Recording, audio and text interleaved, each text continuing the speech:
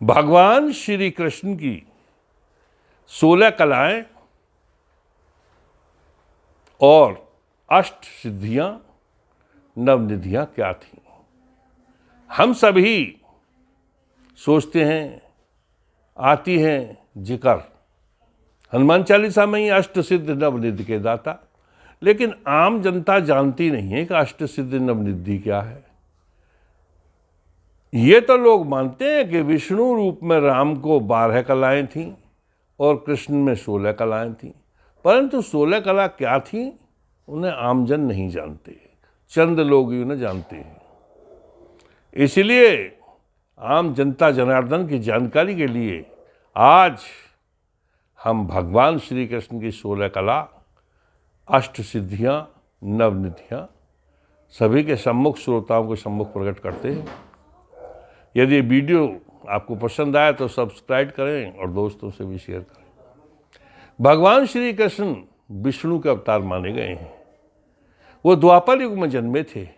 उससे पूर्व में त्रेता युग में उन्होंने राम रूप में अवतार लिया था और द्वापर में कृष्ण रूप में लिया था। दुर्जनों का अंत करने के लिए और सज्जनों का राज स्थापित करने के लिए बार बार अवतार होते रहते हैं।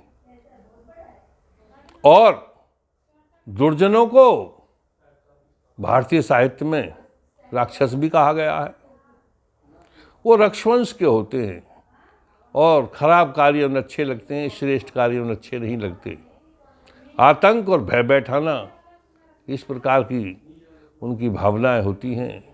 वो जनता जनार्दन को सुख अधिक नहीं देते, वो दुख ज़्यादा देते हैं। इसीलिए वो दुष्ट माने जाते हैं या राक्षस माने जाते हैं। और उनका अंत करने के लिए पृथ्वी पर अवतार होते रहते हैं। अंत होता है, जनता जनार्दन सुख पाती है और जनता जनार्दन उन्हें भगवान का दर्जा दे देती है। श्री राम राजा हुए परंतु भगवान का दर्जा दिया गया, क्योंकि जनता को सुख दिया, रामराज की स्थापना की। और श्री कृष्ण ने भी वही सुख दिया। आज भी जो राजा सुख देगा वो पूजा जाएगा। जनता का और लोक कल्याण करने वाले की सदा जय जयकार होती है। सच्चे अच्छे का सुयश सदैव गाया जाता है। तो चलिए हम भगवान श्री कृष्ण की 16 कलाओं की ओर चलते हैं। अवतार क्यों कहा गया, क्या कलाएं होती हैं? इतना तो सर्वविदित है कि श्री कृष्ण एक योगेश्वर थे। अब से लगभग 5-5.5 वर्ष पहले सबसे पहले भारतवर्ष में योग का प्रचार किया था। गौओं की नस्लें सुधारी थीं, बड़ा जन कल्याण के कार्य किए थे। दोनों भाई कृष्ण और बलराम वैज्ञानिक थे। कृष्ण ने गाय सुधारी, बलराम ने हल से कृषि सिखाई, देश को सोने की चिड़िया बना दिया, दूध दही की नदियाँ बहाई। तो कृष्ण की 16 कलाएं क्या थीं हम आपको बताते हैं। पहली कला थी मन कला, यानी कि अपने स्वयं के मन को वश में रखने की कला। इसका तात्पर्य है कि हमें जो हमारी 5 कर्मेंद्रियां हैं उन पर काबू रखना। जननेन्द्रिय, घ्राणेन्द्रिय, कर्मेंद्रिय और श्रवणेन्द्रिय और दर्शेंद्रिय। तो हमें 5 इंद्रिय आदि काबू पे हैं, तो मन काबू में है।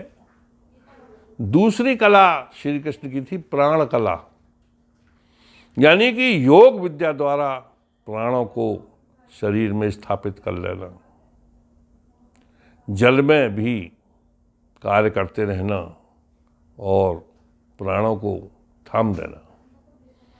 तीसरी कला थी ग्राह्य, किसी चीज को ग्रहण करने की क्षमता। जैसे भगवान शिव ने विष को ग्रहण कर लिया था और उन्हें कुछ नहीं हुआ। तो ग्राह्य कला और ग्रहण कला, यानी त्यागना और ग्रहण करना, तीसरी और चौथी ये कलाएं हैं। किसी वस्तु को ग्रहण करना, लेना, ये ग्रहण कला है। और ग्राह्य कला त्याग देना, यदि शरीर में कोई रोग है तो उसे नष्ट कर देना, जैसे सरदार पटेल ने अपना फोड़ा फूंक के स्वयं नष्ट कर दिया था। नंबर 5 ग्रहीत कला, यानी वस्तुओं का संचय कर लेना। घी, दूध, दही जो खाने पीने के पदार्थ हैं या अन्य पदार्थ हैं उनका संचय कर लेना। छठी है पवन कला, यानी प्राणवायु को रोक देना। 7वीं है आनंद, यानी जीवन को आनंदमयी बनाना और प्रभु को समर्पित कर देना। 8वीं कला विज्ञान कला है, क्रमबद्ध इस सृष्टि का ज्ञान प्राप्त करना, ये विज्ञान कला कहलाती है कि इस सृष्टि में क्या क्या है और कब क्या होना है उसका ज्ञान प्राप्त करना। जिस प्रकार से हमारे वैज्ञानिक आज चंद्रमा पर चंद्रयान के द्वारा गए हुए हैं, ये भी एक क्रमबद्ध ज्ञान है। चंद्रमा का ज्ञान प्राप्त कर रहे हैं पृथ्वी का ज्ञान प्राप्त करने के बाद। 9वीं है महती कला, यानी महती माने महान या बड़े बड़े कार्यों कर देना। जैसे हनुमान जी में थी ये कला, 16 कला हनुमान में भी थी कृष्ण के अलावा। तो उड़ जाते थे पवन में, बड़े बड़े कार्यों कर देते, दुर्लभ कार्यों कर देते थे। 10वीं कला है आपद कला, मुसीबत से निकलने की विद्या। और 11वीं है भूमि कला, यानी भूमि से मनचाही वस्तुओं को प्राप्त करना। अनाज है, फल है और जो भी वस्तु हैं उन्हें प्राप्त कर लेना। 12वीं है अग्नि को वश में रखना, अग्नि कला। श्री कृष्ण ने एक बार अग्नि को अपनी योग क्रियाओं द्वारा, शक्ति के द्वारा समाप्त भी किया था जब वन में आग लग गई थी। 13वीं कला है यानी कि ग्राह्य, अग्नि को समाप्त कर देना, शांत कर देना। और 14वीं जल कला, जल में अपना प्रभुत्व बना लेना। नव कला आकाश पर काबू रखना। और 16वीं अभिमान कला, यानी अहंकार को काबू में रखना। तो कृष्ण में शक्ति थी, तभी तो गोवर्धन पर्वत उठा लिया था। ऐसी कलाओं से विशेष शक्तियां पैदा होती हैं। अष्ट सिद्धि, हनुमान चालीसा में आया अष्ट सिद्ध नवनिधि के दाता। अब हम अष्ट सिद्धियां नवनिधियों का बखान करते हैं। पहली सिद्धि है अणिमा, यानी शरीर को छोटा करना। ये सिद्धि हनुमान जी को आती थी। और जब उन्होंने लंका में प्रवेश किया था तो लंकनी नामक राक्षसी वहाँ पहरा दे रही थी। उस समय उन्होंने मच्छर का रूप धारण करके हनुमान जी ने सूक्ष्म रूप, सूक्ष्म से सूक्ष्म मच्छर का रूप धारण कर लिया था। यद्यपि उस राक्षसी ने, लंकिनी ने पहचान लिया, परंतु हनुमान जी के अंदर ये अणमा शक्ति थी। नंबर 2 है महिमा सिद्धि, यानी शरीर को बढ़ाना। वो शक्ति श्री कृष्ण में भी थी, हनुमान में भी थी, राम में भी थी। जब श्री कृष्ण ने महाभारत के युद्ध में अपने शरीर को प्रचंड कर दिया था और महान रूप दिखाया था, विकराल रूप दिखाया था, तो महिमा शक्ति के द्वारा ऐसा हुआ था। तीसरी शक्ति है लंघिमा शक्ति, यानी कि शरीर को हल्का या भारी करना। शरीर को हल्का करने से जिस प्रकार हनुमान जी हवा में उड़ते थे, इस प्रकार से कर देना। चौथी है प्राप्ति, किसी भी पदार्थ को प्राप्त कर लेना। जब हनुमान जी गए थे संजीवनी बूटी लेकर के, तो लेकर ही आए, यानी पदार्थ को प्राप्त ही कर लिया। उसी प्रकार श्री कृष्ण ने जो चाहा वो कर ही दिया, वो हटे नहीं। प्रकारब्ध, यानी पदार्थ को भी कहीं से प्राप्त कर लेना। और छठी है वशित्व, यानी 5 इंद्रियों को काबू में रखना। इंद्रिय संयम बरतना वशित्व कहलाएगा।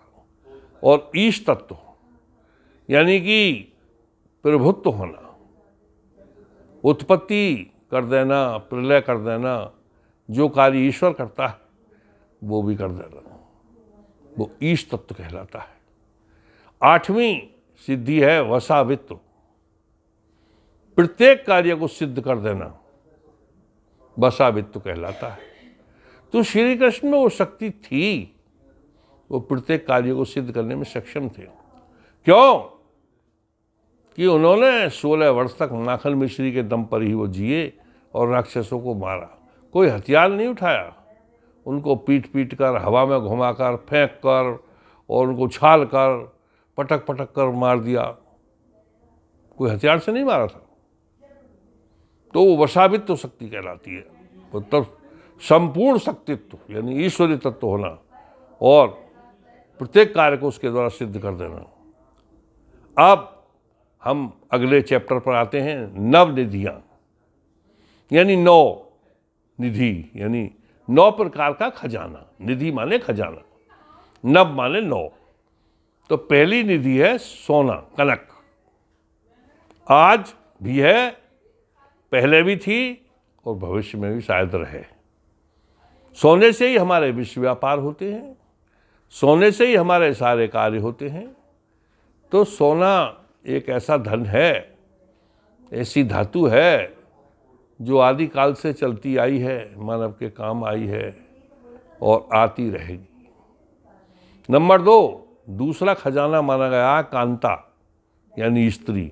वंश वृद्धि के लिए स्त्री भी आवश्यक है, इसीलिए उसे भी धन की श्रेणी में यानी खजाने की श्रेणी में लिया गया है। तीसरी है कीर्ति यानी कि यश वैभव, और चौथी है वैभव। कीर्ति यानी यश और वैभव माने ऐश्वर्य। राजा महाराजाओं जैसे ठाठ हों, काफ़ी कुछ हो, हाथी भी हों, घोड़े भी हों, बैल भी हों और सेवक भी हों। 5वां धन है संपदा यानी किसी भी प्रकार की संपत्ति। यदि वैश्य है तो सामान की संपत्ति है, और कोई वैसा व्यापारी है तो कंपनी की, फैक्ट्री की और दूसरे तरह की संपत्तियां हैं। छठा है भूमि। भूमि एक ऐसी संपदा है, निधि है, खजाना है कि जिससे सभी वस्तुएं प्राप्त होती हैं। मकान भी उस पर बनता है, खेती भी उस पर होती है, अन्य कार्य भी होते हैं, अनाज उससे मिलता है, फल उससे मिलते हैं, जल उससे मिलता है। तो ये भी बड़ा महत्वपूर्ण तत्व है भूमि। 7वां है भवन यानी मकान या महल, और 8वां गौधन यानी गाय, यानी गाय का दूध। ये 9 निधियां हैं। ये महान शक्तिशाली और योगी व्यक्तियों पर ही, जिनमें ईश तत्व होता है, उन्हीं के पास होती हैं। तो बोलो भगवान कृष्ण की जय।